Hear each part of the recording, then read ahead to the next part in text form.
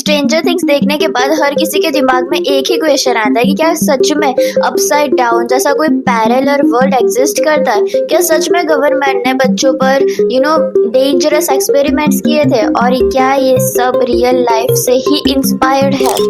He was a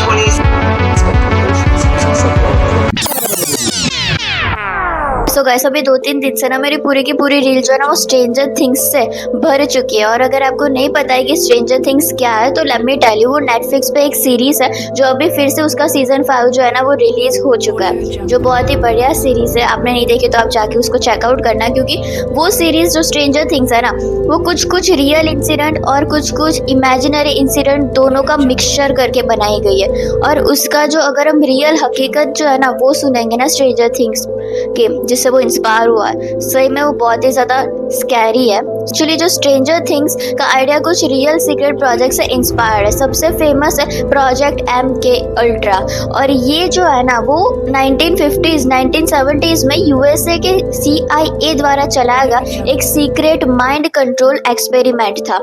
और इसमें लोगों पर बिना बताए ड्रग्स, हाइपोनेसिस और इवन साइकोलॉजिकल टॉर्चर तक किया जाता था।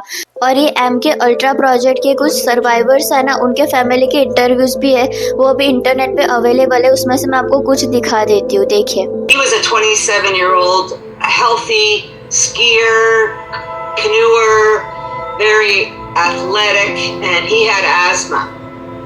They told him if he went to the Allen Memorial, they could cure his asthma. I was having trouble with my parents, and my father and my stepmother decided to put me in the Allen Memorial Institute.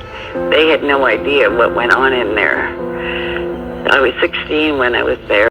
और जिस हिसाब से ये लोग claim कर रहे हैं ना, उस हिसाब से ये सारी चीज़ें बहुत ही ज़्यादा स्कैरी लग रही है। और इसमें सबसे ज़्यादा खराब बात तो ये है कि ये लोग जो है ना वो छोटे छोटे बच्चों को और अनजान लोगों को जो है ना वो ऐसे ही उठा के लेके आ जाए थे, और उनकी परमिशन लिए बिना, विदाउट उनकी परमिशन जो है ना वो उन पे एक्सपेरिमेंट्स करना वो लोग जो है वो स्टार्ट कर देते थे। और सिर्फ इतना ही नहीं, बल्कि एक urban legend the Montauk project, जहाँ कहा जाता है कि गवर्नमेंट ने बच्चों पर एक्सपेरिमेंट्स करके साइकिक पावर, टेलीपैथी और टाइम ट्रैवल तक की भी कोशिश की थी।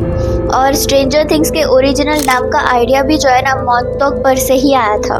और उस टाइम वो लोग बच्चों को ज़्यादा उठा के लेके जाए थे, क्योंकि वो लोग मानते थे कि उनका दिमाग मतलब ब्रेन जो होता है ना वो ज़्यादा अडेप्टेबल होता है और उन पे सारी चीज़ें बहुत ही ज़्यादा जल्दी असर कर सकती है। इसकी वजह से वो लोग जो है ना वो छोटे बच्चों को ज़्यादा उठा के लेके जाए थे। लेकिन अभी ये मॉन्टॉक प्रोजेक्ट और ये MK अल्ट्रा प्रोजेक्ट जो है ना, ऐसी चीज़ें बंद हो चुकी है। लेकिन इन सारी चीज़ों से और अभी भी उसके जो गवाह है और फाइल्स है वो सब अभी भी इंटरनेट पे अवेलेबल है, और ये सब एक ज़माने में सही में हुआ करता था।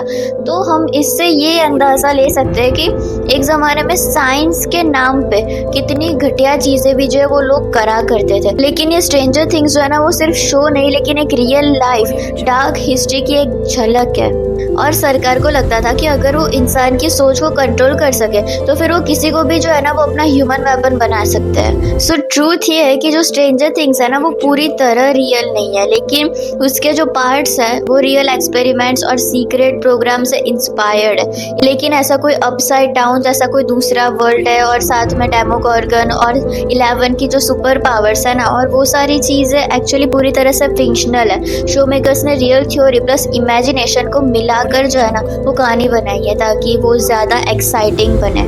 सो गाइस, क्या आपको पहले से इसके बारे में पता था? अगर पता था तो मुझे कमेंट्स में प्लीज़ बताना। और क्या आपने स्ट्रेंजर थिंग्स देखी? अगर देखी है तो आप मुझे कमेंट्स में प्लीज़ बताना है। And that's it for today. Thank you so much for watching. Bye.